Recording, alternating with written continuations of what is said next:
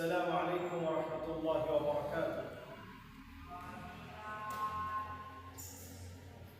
الحمد لله رب العالمين والصلاة والسلام على رسوله الأمين ثم أما بعد. الله পাকের শুকরিয়া আদায় করছি মুবারক এই বরকতপূর্ণ সময়ে আমাদেরকে আল্লাহ রাব্বুল আলামিন একত্রিত করেছেন। বেশ কয়েকটি প্রশ্ন আছে। মহিলারা কি সিটি গোল্ডের জিনিস পড়তে পারবে? সিটি গোল্ডের জিনিস পরে নামাজ পড়লে কি নামাজ হবে? আরেকটি প্রশ্ন হচ্ছে, বিবাহ বার্ষিকীতে স্বামী স্ত্রী একে অপরকে হাদিয়া দেওয়া কি জায়েজ হবে? আরেকটা প্রশ্ন হচ্ছে, সবসময় অসুস্থ থাকি, মা হিসাবে কি আমল করলে উপকারিতা পেতে পারি? সন্তানের জন্য মায়ের কি কি আমল হতে পারে? খুব চমৎকার তিনটি প্রশ্ন।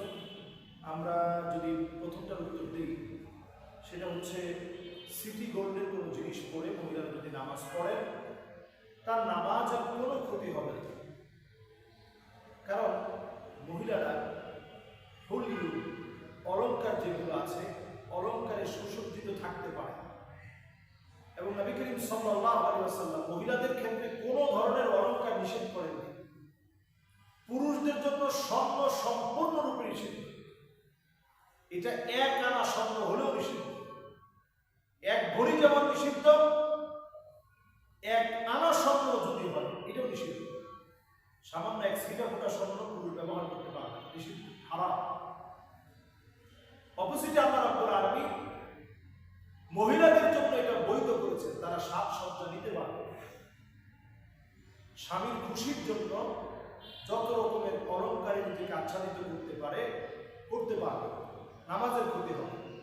হ্যাঁ, নামাজের ক্ষতি হবে কখন? একটা আংটি পরলেন, আপনি হাতটা এই আঙ্গুরে আপনি ভালো করে ধৌত করতে পারলেন না আংটির কারণে, তখন নামাজের ক্ষতি হবে। এটা আপনি স্বর্ণে পড়লেও ক্ষতি, সিটি গোল্ডের পড়লেও ক্ষতি হবে, রূপার পড়লেও সমান ক্ষতি হবে।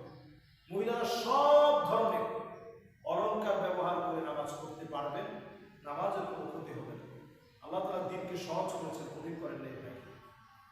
এই দ্বীন ইয়াসসিরু ওয়ালা তুআসসিরু, সহজ করে দেওয়া হয়েছে, এই দ্বীনকে কঠিন করা হয়নি। বাশশিরু ওয়ালা তুনাফিরু, এই দ্বীনে আল্লাহ রাব্বুল আলামিন শুভ সংবাদ দিতে বলেছেন। নফরত করে দলাদলি করে পৃথক করতে বলা হয়নি। এই জন্য সহজ করে দিন, কঠিন করবেন না, মেহেরবানি করে। এরপরে প্রশ্ন ছিল যে স্বামী স্ত্রীকে, স্ত্রী স্বামীকে বিবাহ বার্ষিকীতে কোনো হাদিয়া দিতে পারবে কিনা? হ্যাঁ, এটি খুব গুরুত্বপূর্ণ বিষয়। হাদিয়া যে কোনো মুহূর্তে দেওয়া যেতে পারে, তবে বিবাহ বার্ষিকী একটা দিনকে ফিক্সড করে এই জাতীয় কোনো হাদিয়া দেওয়ার কোনো কথা, কোনো রসুল ইসলামে নেই। ইসলাম ভালোবাসার কথা প্রতিদিন বলে, কোনো দিনকে কেন্দ্র করে ইসলাম ভালোবাসার কথা বলে না। কোনো দিনকে উদযাপনের লক্ষ্যে ভালোবাসার কথা ইসলাম বলে না। ইসলাম সবসময় ভালোবাসার কথা বলে। আম্মা জান আয়েশা রাদিয়াল্লাহু তাআলা আনহার জীবনী পড়ে দেখেন, আম্মা জান সবসময় নবীজির কাছ থেকে ভালোবাসা পেতে চাইতেন, নবীজি ভালোবাসা দিতেন। স্ত্রীদের মধ্যে টর্চ করে নবীজি নিয়ে বের হতেন, ঘুরতে যাওয়ার জন্য বের হতেন। ফিরে আসার সময় দেখাতেন, জাবালুল ইউহিব্বুনা ওয়া নুহিব্বুহু, এই পাহাড়টা আমাদেরকে ভালোবাসে, আমরা এই পাহাড়টাকে ভালোবাসি। সুবহানাল্লাহ, কি নিদারুণ ভালোবাসা! এমন অনেক দিন ছিল চুলার ভিতরে কোনো আগুন নাই, ভালোবাসার কোনো কমতি নেই। এমন অনেক দিন গিয়েছে, ফজর করে নবীজি এসে জিজ্ঞাসা করেছেন, মা লাকুম শাই, কিছু কি তোমাদের কাছে আছে? উত্তর আসছে, নবী কিছুই নেই।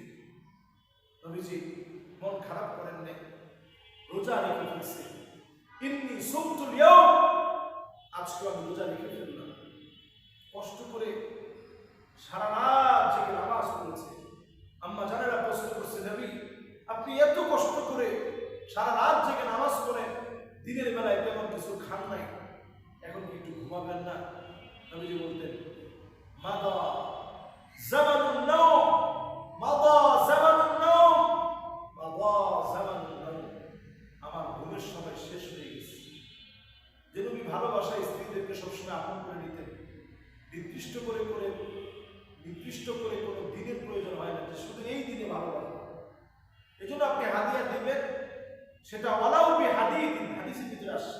এটা লোহার আংটিও কি নাই যে তোমার স্ত্রীকে দিবে? যদি কিছু থাকে আপনি দিবেন স্ত্রীকে, স্ত্রীর কাছেও যদি কিছু থাকে সে আপনাকে দিবে, তবে যৌতুক হিসাবে।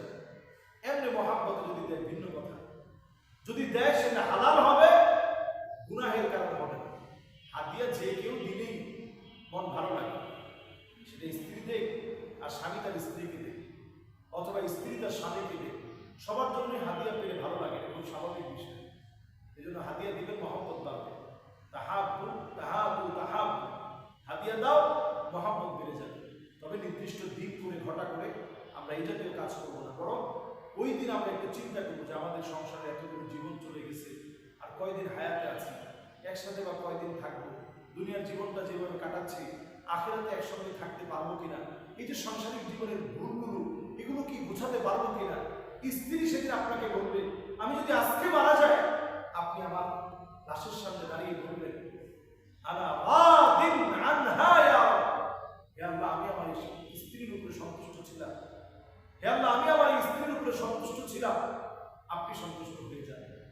তো যদি আমরা এইরকম জীবন গড়তে পারি, আমাদের বিবাহ বার্ষিকীতে যদি এগুলো স্মরণ করতে পারি, তাহলে দেশ থেকে পরকীয়া মুক্ত হবে, পরকীয়া মানুষ ভুলে যাবে, ডিভোর্স ভুলে যাবে। এই পয়েন্টটা এখন আমাদের আসা উচিত। এরপরে যে প্রশ্নটা করা হয়েছে যে আমাদের কমন যে প্রশ্নটা থাকে, অনেক সময় বাচ্চা কাচ্চা অসুস্থ থাকে, মা হিসেবে কি আমল করতে পারে? হ্যাঁ, আমল তো আসলে আল্লাহ রাব্বুল আলামিনের হাবিব আমাদেরকে শিখিয়েছেন।